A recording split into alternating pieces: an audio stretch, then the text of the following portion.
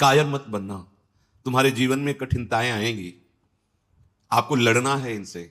लड़ना क्या, आप प्रियाजू के हैं, ये ठसक रखेंगे, डर के भाग जाएंगे।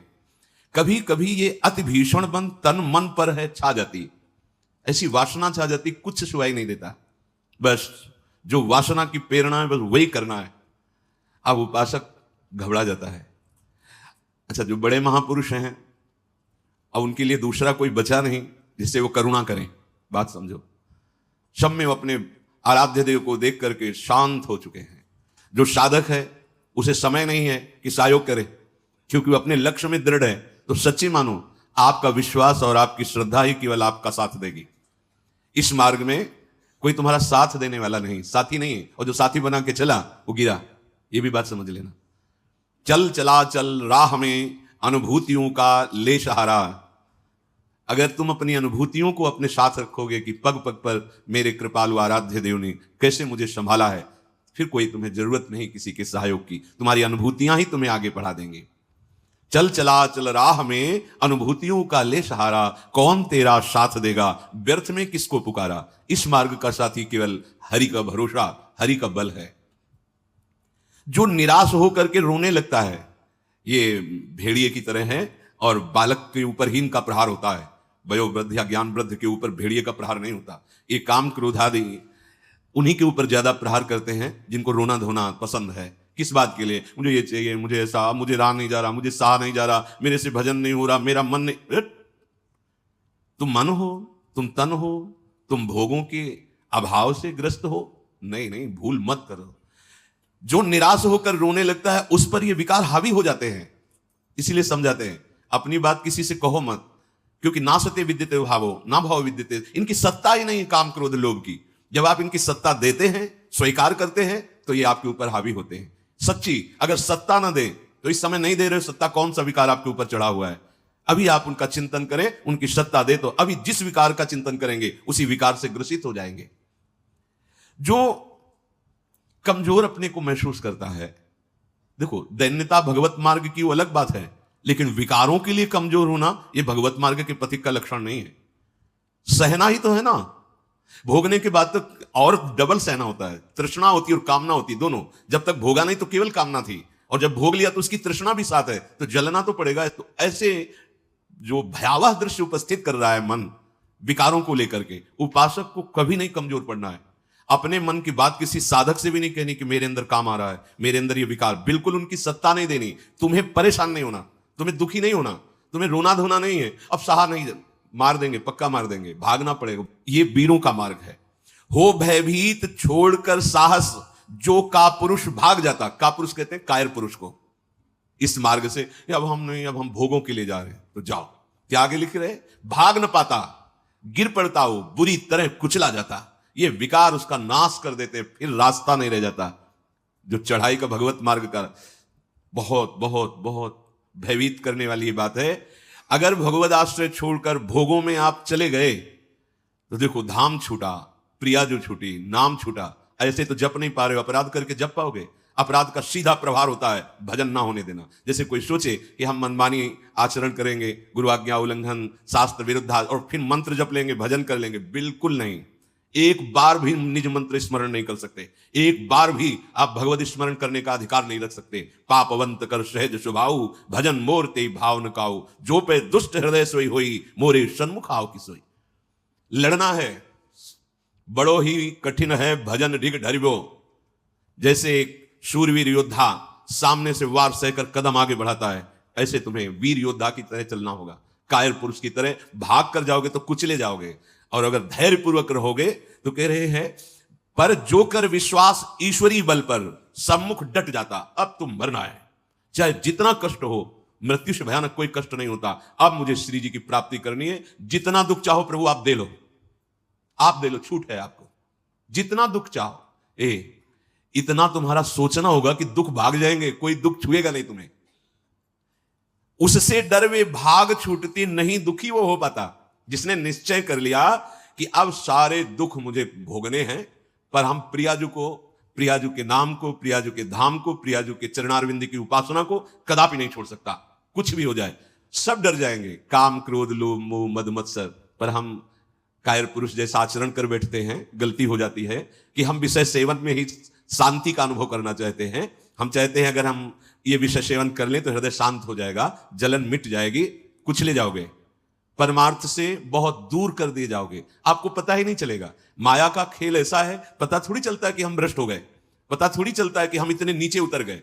जब कोई महात्मा आपको दर्शन कराएगा कि आप कितने नीचे गिर गए, तब आपको पता चलेगा। गिरते समय पता नहीं चलता। माया का ऐसे ही भक्ति का खेल है, चढ़ते समय पता नहीं चलता कि कितनी ऊंचाई पर आप चढ़ते हैं। जब गुरु कृपा से कहीं ऐसे द्वंद्व उपस्थित होते हैं और उन द्वंद्वों पर आपका हृदय विचलित नहीं होता, तब पता चलता है कितनी कृपा भक्ति की है कि हमें इस ऊंचाई पर बैठा दिया कि मान अपमान, लाभ हानि, दुख सुख, ये हमारे ऊपर कोई प्रभाव नहीं डाल पा रहे। पर ये डट वही सकता है जिसने अपने जीवन का लक्ष्य निश्चय कर लिया है। श्रीपाद करें, राधा दास्य, मुझे श्री जी चाहिए। जिसने मन में ये निश्चय कर लिया कि अब मुझे प्रियालाल चाहिए, तो अब उसकी चाह में इतनी सामर्थ्य होती है कि सबसे लड़ सकता है। जैसे धन की चाह आने पर चोरी करने के लिए भी उतारू हो जाता है, हिंसा करने के लिए भी उतारू हो जाता है, उसको कुछ भी डर नहीं लगता। एक धन का लोभ चढ़ता है तो प्राणों को सौंप दिया, भय को बिल्कुल रौंद दिया और जैसा भाव बना वैसा कर बैठा। और आप प्रभु को चाहते हैं और आपको डर लगता है। आप परम धन श्री लाडली जी के गोरे चरणारविंद की प्राप्ति करना चाहते हैं, तो अब अपना अधिकार, अपना पन, अपना महत्व श्री लाडली जी के चरणों में। हे प्रभु, हे प्रिया जी, ये प्राण, ये तन, ये मन आपको समर्पित है। अब जैसा जी चाहे वैसा आप करो। यही है सुदृढ़ योद्धा भगवत मार्ग का। अपना अस्तित्व, अपना महत्व, अपना जीवन जब तक जीवन धन के चरणों में समर्पित नहीं करोगे, तब तक जो स्वामी श्री हरिदास जी महाराज करें, ज्यों ज्यों राखत हो त्यों त्यों रहियत हो हरि। जैसे आप रख रहे हो मैं राजी हूं उसी में, जो ही प्यारो करे। ये सिद्धांत, ये रोना धोना नहीं। ये जैसे कभी कभी उपासक वहां प्रश्न कर देते हैं जाके, भजन में मन नहीं लगता, हमें लगता है हम इस मार्ग में चल नहीं पाएंगे। क्या आप चल रहे हो या गोद में बैठे हो? पहले निश्चय करो। यदि चल रहे हो तो इतनी टांगों में दम नहीं है कि ये चढ़ाई तुम चढ़ पाओगे। तो गोद में बैठे हो तो चलने का तुम्हें डर फिर क्यों है? श्री हरिवंश प्रताप नाम नौका निज खेवक, भवसागर सुख तरत निकट हरिवंश जो सेवक। पहली बात तो तुम चल नहीं रहे हो, तुम गोद में बैठे हो। ये जो सौंप दिए मन प्राण तुम्ही को, सौंप दिए ममता अभिमान, जब जैसे जी चाहो बरतो अपनी वस्तु सर्वथा जान। ये चलने वाले पथिक का नहीं है, ये समर्पित पथिक का है। बैठ गया प्रभु के चरणों का आश्रय लेकर। दूसरी बात, कभी कभी मना स्थिति ऐसी होती है, वो टिकाऊ थोड़ी है। कबहू तो थोरो भजन, कबहू हो तो विशाल, मन को धीरज छुटे नहीं, गहे न दूजी चाल। कभी कभी मन नहीं लगता है तो क्या, अरे वो स्थिति आई है, प्रमाद की स्थिति, तमोगुण के कारण कोई कुसंग बन गया, जिसके कारण ऐसी स्थिति आई है कि आपको डर पा रही है कि भजन नहीं होगा, हम पूरा जीवन निर्वाह नहीं कर। नहीं, ये तात्कालिक है, थोड़ी देर में कोहरा हटेगा और आप प्रसन्न मन से चल पड़ेंगे। हे प्रभु, ये जीवन मेरा आपके चरणों में समर्पित है, क्या परेशानी? हे नाथ, मेरा मन, मेरा तन, मेरा प्राण आपको समर्पित है। आप जैसा चाहो खेलो, मत सकुचाओ, अभी आपका है, आप जैसा चाहो। फिर आप शिकायत कैसे करें? फिर आपका प्रश्न कैसे बनता है? ये जब तक मेरे मेरे मेरे तब तक नहीं हटा पाओगे। और ये आपको दिया, अब इसमें काम रखो या आप रहो, इसमें प्रेम भरो या आप इसमें विकार भरो, आपको पूरी स्वतंत्रता है नाथ। उसी दिन से आप देखेंगे मन निर्मल होने लगा। क्योंकि जब तक अहंकार रहता है तभी तक ये सारे विकार आक्रमण करते हैं। अहम प्रभु के चरणों में समर्पित हुआ कि वो दिव्य निर्मलता, दैवी संपदा के भागवतिक सद्गुण अपने आप आने लगते हैं। जिस समय आपको मान अच्छा लगे, अपमान दुखित, तो समझ लो आपका अहम अभी समर्पित नहीं हुआ। उपासक का जब अहम समर्पित हो जाता है तो मान अपमान सुख दुख से अब मेरा रहा न कुछ संबंध। तुम ही मेरे कैवल्य परम पद हो और बंधन है तो सिर्फ आपका ही बंधन है। ये आप ही हमारे मोक्ष हो, आप ही हमारे बंधन हो, आप ही हमारे साधन हो, आप ही हमारे साध्य हो। आपसे ही सब कुछ है अब हमारा। अभी अभी निश्चिंत हो जाओगे, अभी निश्चिंत हो। आपको क्या परवाह? जब आपने अपने आप को प्रभु के चरणों में समर्पित कर दिया तो अब जिम्मेवारी प्रभु की है। पर आप समर्पित वाणी से केवल कह रहे हैं, अभी अहम है। आपको पता लग रहा है कि भगवान पता नहीं संभालें कि न संभालें, गति बनेगी कि नहीं बनेगी, पता नहीं लाभ मिलेगा कि नहीं। ये शरणागति का लक्षण नहीं है। छूटे सभी अन्य आश्रय, अब मिटे सभी संबंध अनित्य। ये जो अनित्य संबंध है, हम लोग समझते हैं कि बाहर से बाबा जी बन जाने पर छूट जाते हैं। भ्रम में मत रहना, ये किसी कपड़ा बदलने से छूटने वाले नहीं है, ये अंदर की बात है।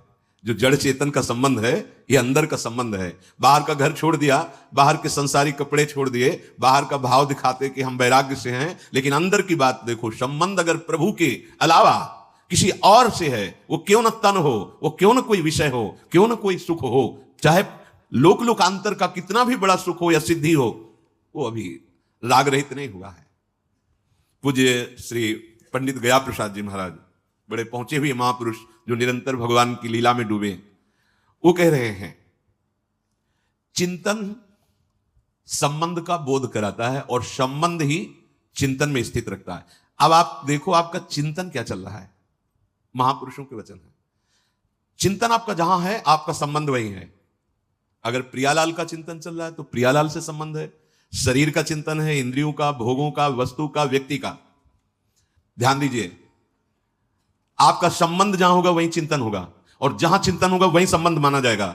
आप कहते हैं हमारे माई श्यामाजू का राज, कहां चिंतन है आपका? शीघ्रातिशीघ्र चिंतन को संभालिए। यदि कोई भी लौकिक कामना रही तो एक ना एक दिन गिरने पड़ेगा। पूज्य बाबा कह रहे हैं अगर कोई भी लौकिक कामना आपके अंदर अभी, तो वो गिराएगी, आपको गिराएगी। इसलिए यासों कामनान को ढूंढ ढूंढ के निकाल फेंके। देखो अपने चिंतन में कौन सी कामना बहुत जोर कर रही है, प्रभु के नाम बल से उस कामना को छोड़िए, उसमें सुख नहीं है। उपासक जब तक सत्यता से इनकी तरफ ना चले तब तक ये कामनाएं अपना अधिकार रखती हैं। जहां सत्यता से चलने का भाव आया तो ये स्वतः ही कामनाएं नष्ट होने लगती हैं। उद्देश्य में दृढ़ता, सत्यता, तो सतमार्ग आगे को खुल जाएगा। सब बानक बनते चलो जाएगो, सहायक मिलते चले जाएंगे। कुछ प्रश्न करते हैं, क्या नरसिंह जी जैसा प्रेम कई जन्मों की साधना के बाद होता है? पूज्य बाबा से, नरसिंह जैसा प्रेम क्या एक जन्म में नहीं हो सकता है? बाबा ने कहा हां, हो सके है, यदि सच्चे सदगुरु की प्राप्ति हो जाए तो। क्योंकि सदगुरु कृपा दृष्टि सेवाकों प्राणनाथ के मिलवे की ताई रोएबो सिखाए दे। क्योंकि प्राणनाथ ही स्वयं श्री सदगुरु बन के मिलवे को जतन बताए हुए आए हैं। बहुत सुंदर बात, बहुत सुंदर। हम कहते हैं गुरु ब्रह्मा, गुरु विष्णु, गुरुदेव महेश्वरा, गुरु साक्षात परब्रह्म, लेकिन देख नहीं पाते। अगर हम परब्रह्म भावना सदगुरुदेव में करें तो हमें साक्षात्कार किसका करना है? हम रात दिन चकोर की भांति अपने आराध्य देव को ही तो देख रहे हैं। पूज्य बाबा श्री प्राणनाथ स्वयं सदगुरु बन के मिलवे को जतन बताए हुए आए हैं, अपने मिलवे को जतन बताए हुए आए हैं। देखो प्रिया प्रीतम, इस संसार की वस्तु की तरह कोई चमत्कार कि भाई ऐसे किया प्रिया प्रीतम, ऐसो ना है। ये चमत्कारन में जो फंस गए, जो सिद्धिन में फंस गए, वो तो जान ही ना पावे प्रिया प्रीतम को। यह अलभ्य वस्तु है, ये गूंगे को स्वाद है। बस प्राणनाथ कब मिलेंगे, प्राणनाथ कैसे मिलेंगे, मैं संसार को कैसे भूलूं, ये हृदय में टीस जो कल चर्चा कर, ये गुरु कृपा से केवल होती है। एक पीड़ा हृदय में होनी चाहिए। साधन नहीं बताया, यहां बताया कि अगर भगवत प्रेमी सदगुरुदेव भगवान की प्राप्ति हो जाए, उन पे दृढ़ विश्वास हो जाए, क्योंकि वो अपने मिलवे के ताई ही गुरु रूप धर के अपना रहस्य बताने आए हैं। एक सेकंड के ताई भी अपने आराध्य देव को ना भूले। एक सेकंड के ताई पाठ होए, नाम जप होए, चिंतन होए, या वार्ता होए, या कोई क्रिया होए, बाहरी क्रिया होए या अंदर की क्रिया होए, सर्वप्रथम ये देखना है कि ये सब इनके ताई हो रहे हो या अपने ताई। एक बात, अंदर की चेष्टा, बाहर की चेष्टा आराध्य देव की, गुरुदेव की आज्ञा के अनुसार हो रही या अपने मनमानी। यदि इनके ताई हो रही तो प्रेम, और अपने ताई हो रही तो कामना, वासना, इच्छा, लालसा। अपने ताई तो कामना, वासना, इच्छा, लालसा। अंतःकरण को एकदम खाली करना पड़े। अपनो स्वार्थ नेकहू न छुई जाए, तो श्री सदगुरुदेव की कृपा सिंह है और माया बकरी है। देखो पूज्य बाबा के सिंह और सिंह के बच्चा को देखते ही बकरी दुबक जाए है, ऐसे ही माया दुबक जाए। जो सदगुरु का कृपा पात्र है, आज्ञा पालन करता है, तो ये माया बकरी उसके सामने दुबक जाती है। ऐसा नहीं कि उसे फंसा सके। सदगुरु भगवान के दुलारे जीव को माया की ताकत देखिबे कि ना आए। देखो, अरे वो ठाढ़ी ठाढ़ी सूख जाए, वाके ऊपर कबो अपनो प्रभाव न दिखाए पावे। यह पथ तो श्री सदगुरुदेव भगवान के हाथ बिकायबे पे प्राप्त होता है। साधक अपने मन से ऊंचो कितनो साधन करे, कितनो ऊंची स्थिति प्राप्त करवे को प्रयत्न कर ले, किंतु अंत में वाको गिरनो पड़ेगो। सदगुरु कृपा। साधक को बार बार यही प्रार्थना करनी चाहिए प्रभु से कि सदगुरु के सम्मुख रहूं। तभी सेवक जी ने महाराज जो यहां पूज्य बाबा कह रहे कि गुरु सेवा तज करे जबान, यह अधर्म यह सभानी, कानी न रसिकन में रहे। प्रभु से प्रार्थना करनी चाहिए कि हे प्रभु, कभी ऐसी परिस्थिति ना हो कि मैं गुरु विमुख हो जाऊं, सदगुरु से विमुख हो जाऊं। देखो, किसी भी महापुरुष के हृदय की स्थिति को जानने के लिए उस कोटि का हृदय होना चाहिए। तो हम उनकी पहले बात माने, उसके अनुसार चले, तो हमें स्थिति का पता चल जाएगा। फिर हमें कोई संशय नहीं रहेगा, कोई भ्रम नहीं रहेगा। अभी हमारी मानसिकता बुद्धि में इतनी सामर्थ्य नहीं कि जो मन बुद्धि के अतर्क तत्वों में स्थित है उनको हम पहचान सकें। तो हमारी उपासना शुरू होती है मानने से। वेदांत की उपासना शुरू होती है जानने से। वो जानकर मानते हैं, हम मानकर जान जाते हैं। पहले हम मान लेते हैं गुरु साक्षात परब्रह्म है। भी कोई ऐसा नहीं कि तुम्हारे मानने से क्या होगा, वो है। वही प्रभु अपने आप को जनाने के लिए सोई जाने जी देव जनाई, वो सदगुरुदेव भगवान के रूप में आए हैं। जासो आपको दर्शन करने की सुविधा मिलेगी। अगर गुरु के सन्मुख रहेंगे तो आपको आराध्य देव का जो स्वरूप है गुरुदेव के अंदर छुपा हुआ, इस ढांचे के अंदर, उसकी सुविधा हो जाएगी आपको। उपासक को छल कपट दंभ पाखंड राग द्वेष क्रोध विरोध ये तभी छूते हैं जब गुरु विमुख होता है। पक्का। भजन और संत समागम, कोई त्रिभुवन में ऐसी स्थिति नहीं जो प्राप्त न करवा दे। ये दो बात, जो गुरु प्रदत्त भजन है और जो गुरुजनों का संग है, ये दो, ये ध्रुवदास जी ने भी कहा है, साधन को हरि भजन है कै सत्संग सहाय। तो यदि छल कपट दंभ पाखंड राग द्वेष क्रोध विरोध ये हृदय में है तो आप गुरु से विमुख हैं। आप देख लीजिए, अगर गुरु के सन्मुख हैं और भजन हो रहा है और संत संग, तो ऊंची से ऊंची कोई भी स्थिति ऐसी नहीं जो आपको प्राप्त ना हो जाए। अर्थात नरसिंह मेहता जी जैसा प्रेम इसी जन्म में बहुत शीघ्र प्राप्त हो जाए। रहनी बनाएवे में चूक कर दें हम, पूज्य महाराज जी कहे, जाको श्री भगवान की आवश्यकता ही अनुभव ना होए। यदि आप साधना की रहनी जो गुरुदेव ने दी है वैसे चलते रहो तो आपके अंदर भूख बढ़ जाएगी प्रिया प्रीतम की प्राप्ति की।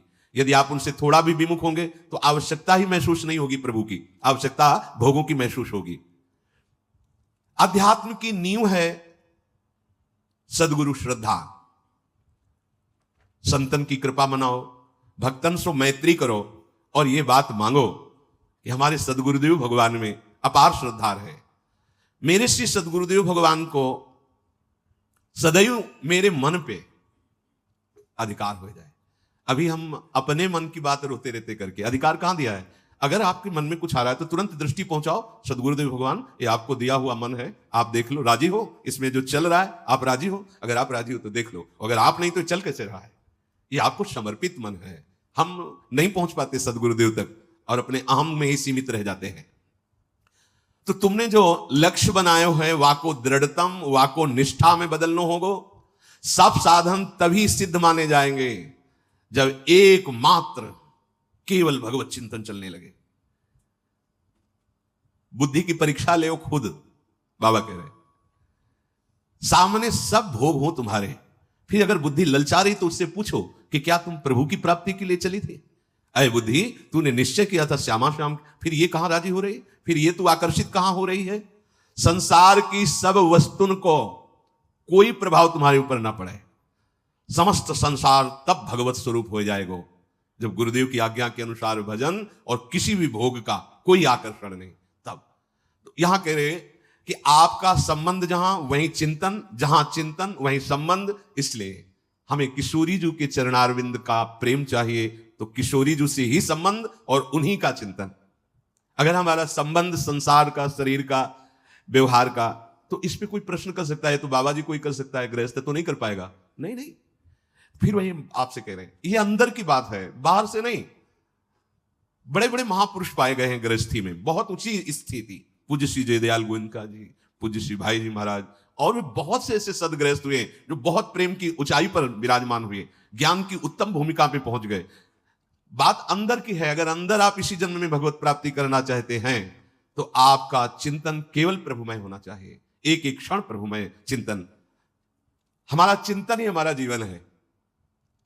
बिल्कुल चिंता छोड़ दीजिए, योगक्षेमवान भगवान करेंगे। अनन्यस चिंतयन्तो माम, बार बार जीवन का सार चिंतन है, बस ये समझ लो। हृदय में हमारे प्रिया प्रीतम का चिंतन, श्यामा श्याम का चिंतन, तो जीवन सार्थक है। श्री राधा और श्री श्याम सुंदर उसी से संतुष्ट होते हैं जो नित्य निरंतर उनके चिंतन में स्थित रहता है। उनको और कुछ नहीं चाहिए। प्रिया प्रीतम को या हमारे आराध्य देव को और कुछ नहीं चाहिए, चिंतन चाहिए। पकड़ लो इस बात को। तभी बड़े बड़े सम्राट भी बैरागी जनों के आगे मस्तक झुका देते हैं, क्योंकि उनके पास वो है नहीं जो उनके पास है। उनके पास क्या है? चिंतन। अगर आपके पास भगवत चिंतन नहीं है, आप हमारे प्रभु को रिझा नहीं पाएंगे। वस्तुओं से, नाना प्रकार की भोग सामग्रियों से तो साधक, उनकी आराधना करने वाला, वो विरक्त हो जाता है। ब्रह्मादिक के भोग सब विषम लागता है। इसलिए श्री राधा चरणारविंद की प्रीति प्राप्त करना जीवन का परम लक्ष्य, और निरंतर श्री प्रिया प्रीतम के चिंतन में रहना, और वो होता है सदगुरुदेव भगवान की कृपा से।